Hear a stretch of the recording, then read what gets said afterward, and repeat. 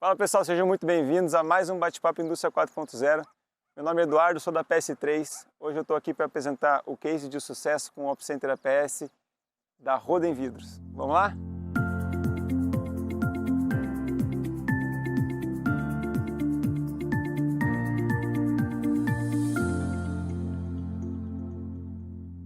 Hoje a gente está aqui na Roden Vidros e estamos com duas pessoas aí muito importantes para toda essa parceria que existe entre a PS3 e Roden Vidros, né? Eu vou pedir para que eles se apresentem um pouquinho do grupo, né? Tem a Roden Vidros, tem a Roden Grupo como um todo, né?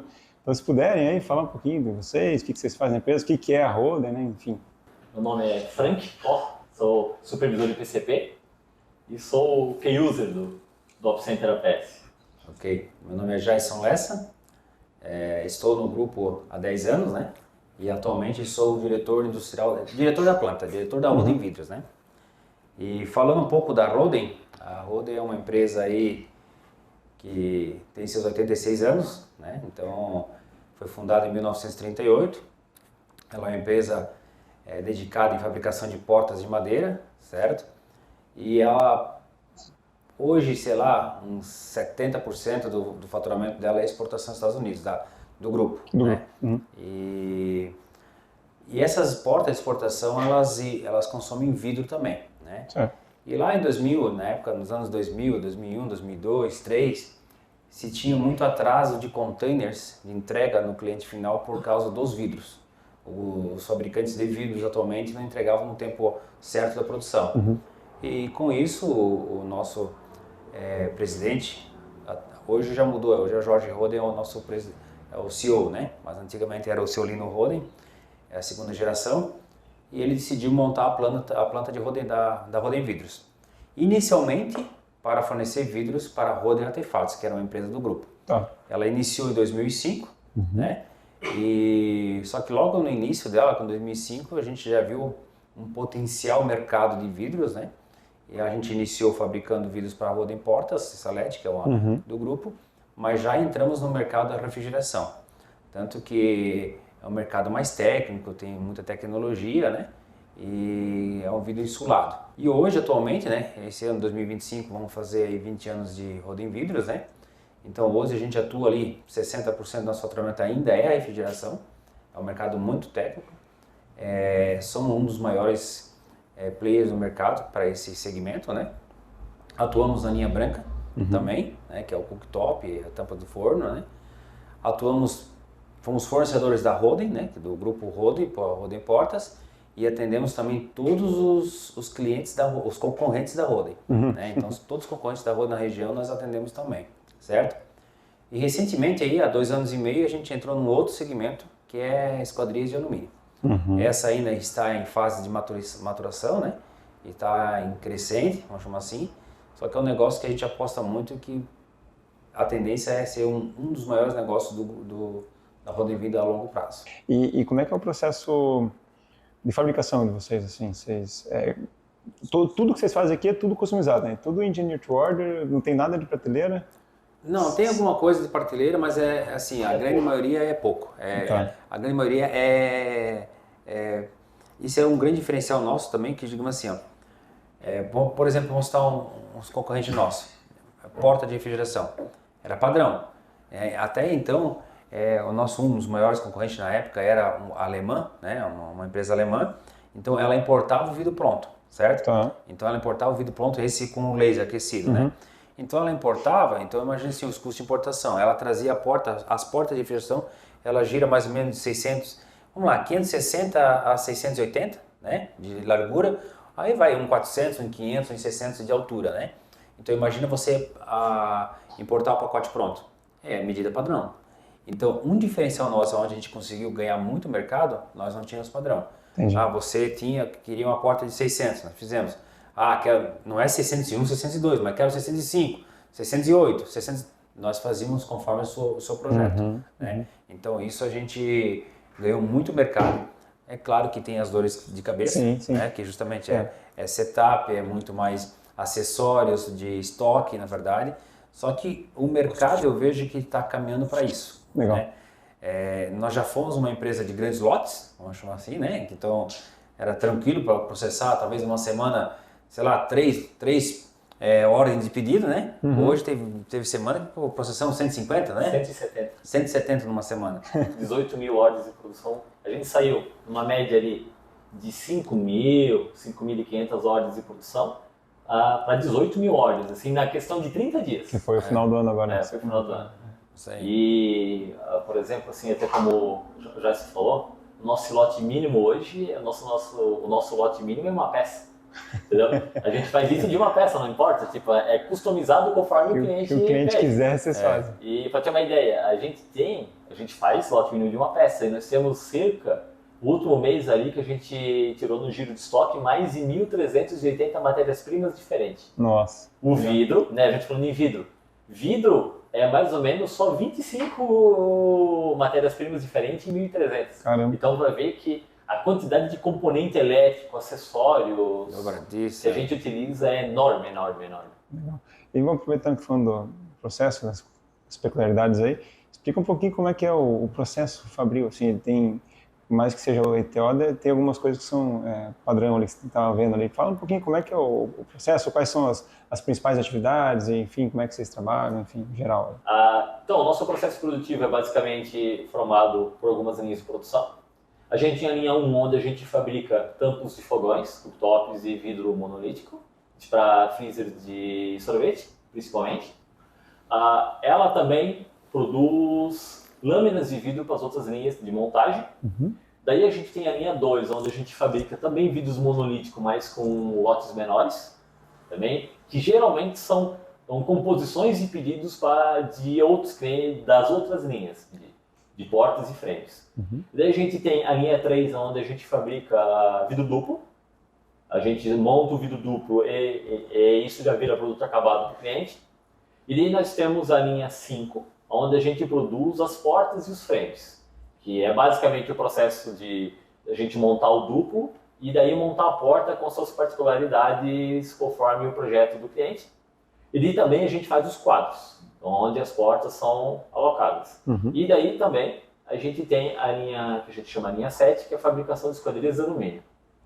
E daí a gente tem a linha 4, que é uma outra filial que a gente Eu já ia te tem. falar, falei, mas pô, 4? Linha 4, que é a filial, que a gente fabrica os vidros para as portas do Grupo Rodo e alguns concorrentes. Legal.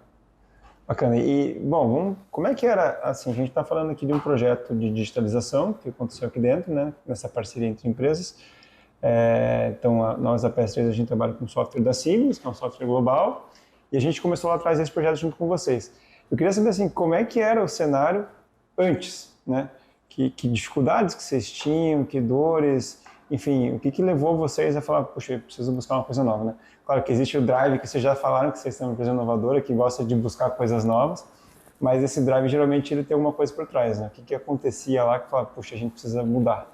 Então, basicamente tudo começou mais ou menos ali em 2018, né, Jess? Sim. Que a gente já estava sondando. A primeira vez que a gente foi apresentado ao APS foi na pós-graduação, né, que a gente fez no Senai. Exatamente. Daí que eles mostraram, tinha uma equipe lá que mostrou superficialmente. A gente não sabia exatamente, né, como era o processo, mas lá foi a primeira vez que a gente ouviu falar, digamos assim, né.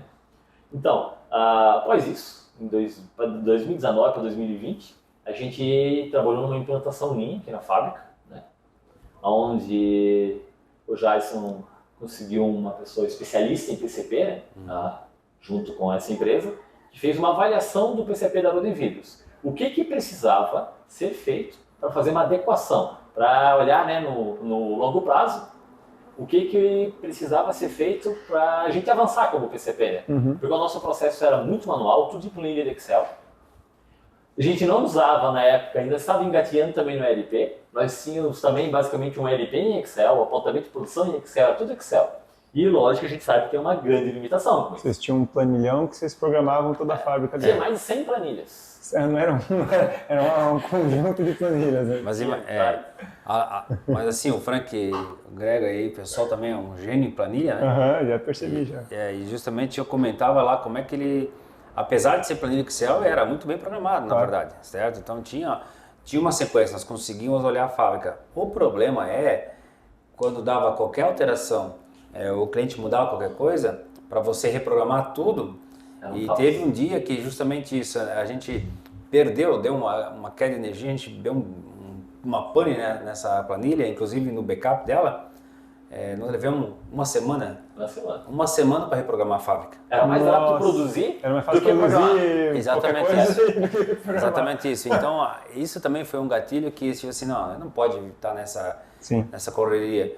E toda vez que, digamos assim, como eu comentei com o mercado, ele está vindo e cada vez mais de grandes lotes para pequenos lotes, né? Tem que ser rápido. Então, justamente rápido, e o mercado está muito rápido, digamos assim, o cliente começou a me cobrar prazos que antigamente ele aceitava, sei lá, 40, 50 dias. Hoje, 20 dias, ele não aceita mais, né? E muitas vezes com o mercado está muito rápido, eu tenho que mudar estratégicas de produção. Sim. E não tinha como nós planejar, Frank, se eu colocar tal produto na linha, tal, ele tinha que se esconder numa sala, 3 dias depois ele vinha, se nós fizer isso, dá para fazer isso. Não, mas aí já passou o tempo, né? E daí casou justamente como o Frank comentou, em 2018 a gente sabia que tinha grandes melhorias dentro da fábrica, né, um Gemba, né? E então contratamos uma empresa de Lean Manufacturing, né? E uma coisa que me chamou a atenção, aí foi onde a gente conheceu na pós-graduação o APS, né? O APS é colocar o software aqui, então tá bom.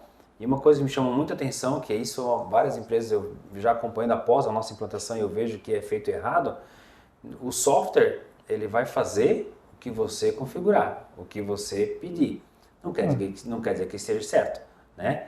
Então, quando a gente comprou o software, a gente ia começar a instalar, tipo assim, a gente até tardou o início, né, da implantação, que assim, se eu comprar um software, né, e fazer um investimento, fazer lá, para ele fazer o que eu fazia na planilha Excel, talvez seja mais rápido que o Excel, mas cadê as melhorias? Né?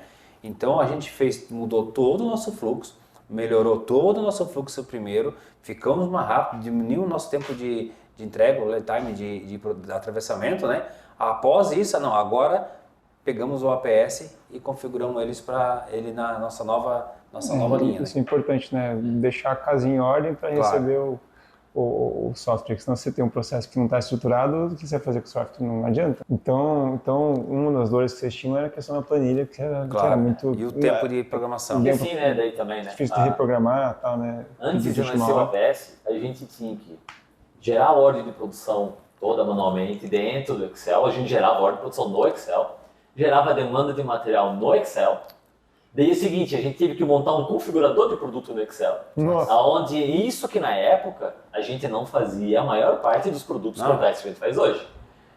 E daí assim, além disso tudo, nós tínhamos que ter uma equipe muito grande, porque era muito manual. Muito manual. E o principal problema que tinha é que estava tudo na cabeça do operador. Exemplo, se alguém pegava atestado ou férias, por exemplo, nem tinha como, porque parava a fábrica, sabe? E quando que vocês começaram com o projeto APS, então? Assim, o projeto APS, agora estou com um pouco na dúvida, foi 2020, 2021.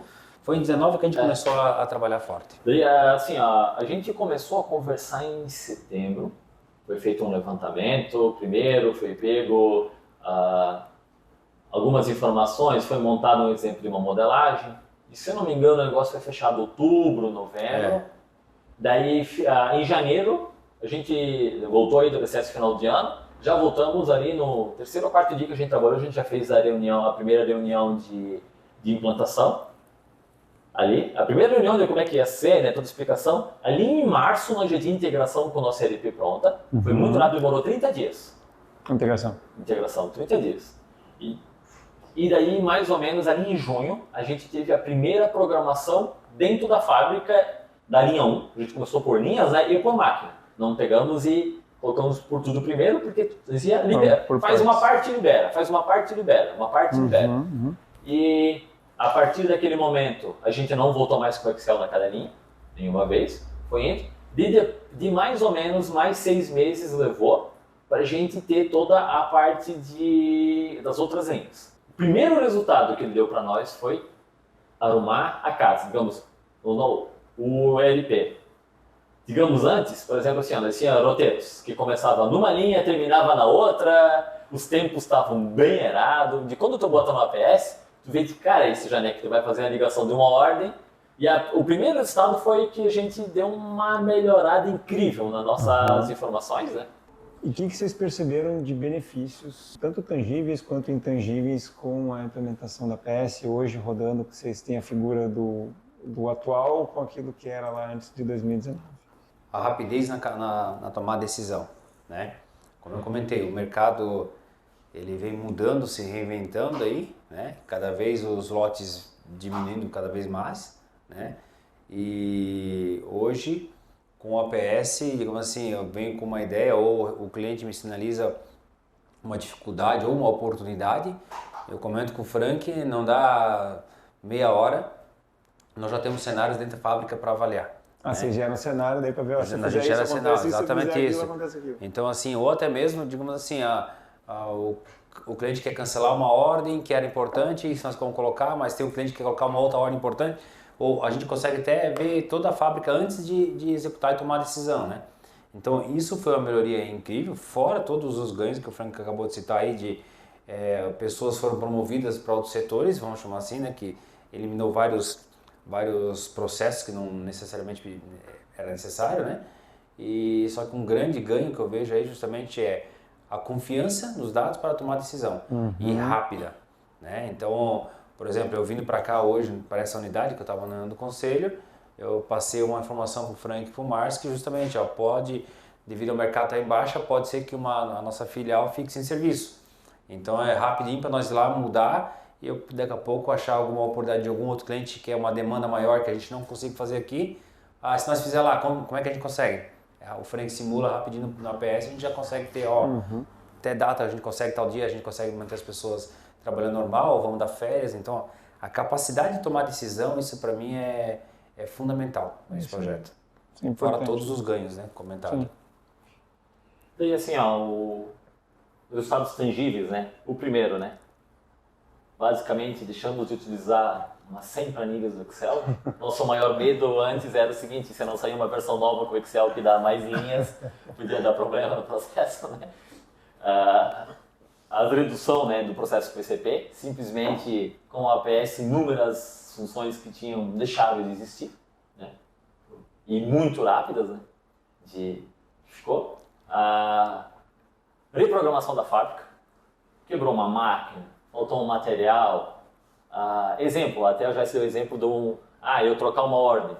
Ele também consegue nos proporcionar. Isso começou, a gente ficou mais tangível para nós agora do final do ano para cá. Como tem vários setores que trabalham em cima dessas informações, tem muitas vezes que é o contrário também.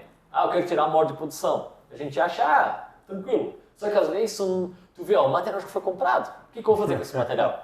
Entende? O projeto já foi feito, a gente já gastou, já investiu um monte com isso. E às vezes, temos que tomar um cuidado também. Sabe? Os dois lados tu consegue ver, né? E isso é uma coisa que antes a gente não via.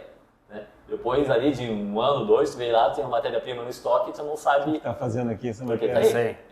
E tem uma ideia de quanto tempo gastava, quanto tempo gasta hoje por dia, assim, nessa reprogramação?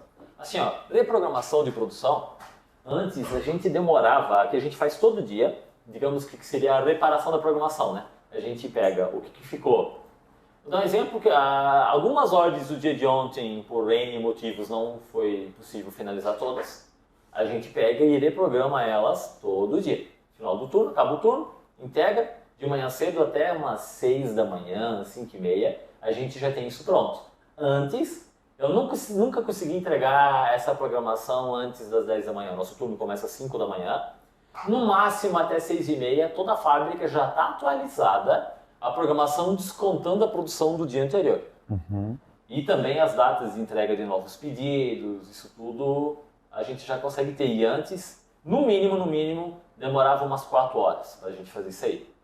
E isso é só a reparação diária. Reparação, né? mas E daí assim, a programação normal, assim, eu dando um exemplo que a gente teve esse boom que entrou no final do ano ali, a gente ia demorar uma semana mais ou menos para lançar uns 600, 700 pedidos que entrava assim no Excel. No APS, a gente, assim, um tanto de pedido assim, mais ou menos hoje, ainda que a gente faz alguma boa parte manual, no máximo um dia. E vamos lá, o que vocês dariam de dica para quem está querendo, ou que nem sabe que precisa de APS às vezes, ou que já está cogitando, que tá namorando ali o APS? Que dicas finais que vocês dariam para essas pessoas, tanto do lado técnico quanto do lado mais gerencial aí? Olhando o lado gerencial, a grande dica é justamente, primeiro, antes de implantar ou querer adquirir o APS, olhe para o seu fluxo. Olhe para o fluxo, tenha certeza que ele está correto, que ele está enxuto, que ele não tem desperdício, né? Faça um mapa de fluxo de valor e tenta melhorar ele. Isso é primordial, porque como eu comentei antes ali, se você colocar um APS e o teu fluxo não estiver correto, você vai estar automatizando um desperdício, automatizando, enfim, vai ter ganhos? Vai, mas não todo o necessário, né? E uma outra coisa também, que de antes de entrar na parte técnica, o APS não é qualquer um que vai conseguir implantar, na verdade, né? Então, assim, eu já participei das outras empresas que eu vi, não foram muitas, na verdade, mas eu já tinha participado de implantação de software, né? Que quando você vai implantar software, o comprador geralmente não entende, que eu digo, vamos lá, eu como gestor, eu tenho uma visão macro, né? Sim. A ordem e tal, tudo operacional, eu tenho as pessoas que fazem, certo? Então, quando eu vou fechar o software, se eu não me dedicar, eu vou querer o quê? Eu vou comprar um software que não é barato a implantação, mas toda a certeza que ele se paga, que dá o ok e vai me entregar pronto, certo? Só que existe toda uma configuração, todo um planejamento, toda uma parte que você tem que organizar para ele fazer isso. Sim. Então, assim, a outra dica de ouro é que justamente quando você comprar o APS, implantar o APS, que os usuários, pelo menos, tenham noção do que estão fazendo. Isso é primordial, porque senão vai vir aquela máxima de sempre, né? O software não funciona. Sim. Eu sempre digo, o software faz o que nós pedir. Então, são as duas dicas que eu faço. Justamente isso, ver o teu fluxo antes e o usuário ou quem vai implantar, ele tem que ter um domínio além do normal, vamos chamar assim, para fazer dar certo o projeto. E está comprometido também, né? Não, A isso gente vê muitas vezes o próprio usuário fica saindo para fazer outras coisas e acaba não se dedicando e o projeto acaba se arrastando. Eu conheci uma empresa, um cliente nosso que foi visitar, é uma empresa de bilhões, né, já, ela é, sei lá, 15, 20 vezes maior que nós, né, e justamente isso, conversando com o gestor, lá não foi, o sistema não foi para frente. Aí, não funcionou, mas por quê? Não, que justamente isso, ele teria que sair da zona de conforto dele, mudar a forma de pensar e mudar a forma de agir, certo? Então, assim, e o gestor, pelo que eu entendi, ele era um bom gestor, mas ele não tinha aquele entendimento total de todo o processo, né? Ele acreditava no que o usuário falava, certo? Então, por isso que eu digo assim, o próprio gestor tem que ter um conhecimento básico, vamos chamar assim uma visão, para justamente poder orientar, inclusive, o usuário, né? Vai por esse caminho, e o usuário fazer a parte burocrática. Legal, bacana. Assim, da parte técnica, né, principalmente que a gente aprendeu, né? A gente aprendeu isso no decorrer, né, todo. Muito, né? A gente não adianta automatizar a bagunça, né? É a primeira coisa que tu vê. Sim. Eu nunca vou esquecer que uma das coisas que até o Renato fez, nem sempre tu precisa do APS. Tem que ver se realmente precisa e algum legal da PS3. Isso vindo do diretor comercial da PS3. E outra, não esperar o 100% que ele vai ser... O 100% é aquela melhoria contínua, ele é infinito, né? Não. O 100% hoje é o 90% de amanhã, entende? Até porque o processo muda, né? O processo sim, está em melhora. constante mudança. Cara, a gente está chegando no fim aqui, né? Deu para conhecer bastante o processo, um pouquinho de vocês aí, né?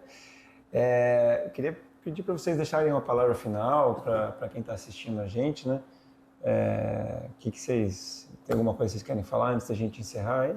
Não, só agradecer a parceria da PS3, né, que foi o nosso parceiro nessa decisão aí, eu vejo que ela foi acertada, né, como o Frank falou aí, comentou, sempre vai ter desafios, sempre vai ter problemas, e que bom que tenha, né, que bom que tenha e que eles sejam resolvidos, né, então é só agradecer mesmo a PS3 e para quem está nos assistindo, eu digo que hoje ou você se reinventa, ou você se automatiza, ou você consiga transformar uma indústria de manufatura, vamos chamar assim, que ela possa trabalhar rápido em pequenos lotes, ou você está fadado a sair do mercado. Isso é fato, né? E o APS é uma das ferramentas que você vai ter que estudar e aplicar, porque tem N's na verdade, né? E a primeira delas eu imagino que justamente eu sempre falo o Gemba, né? Que eu aprendi muito com o Lean Manufacturing, é o gestor da planta, é o gestor do comercial, ou o gestor do comercial tem que estar no cliente, ele tem que estar no mercado escutando, claro. O gestor da planta tem que estar no chão de fábrica escutando. Então, cada gestor tem que se permitir a melhorar, porque o mercado está cada vez mais acirrado e cada vez mais competitivo, e se você não se reinventar, a questão é questão de tempo.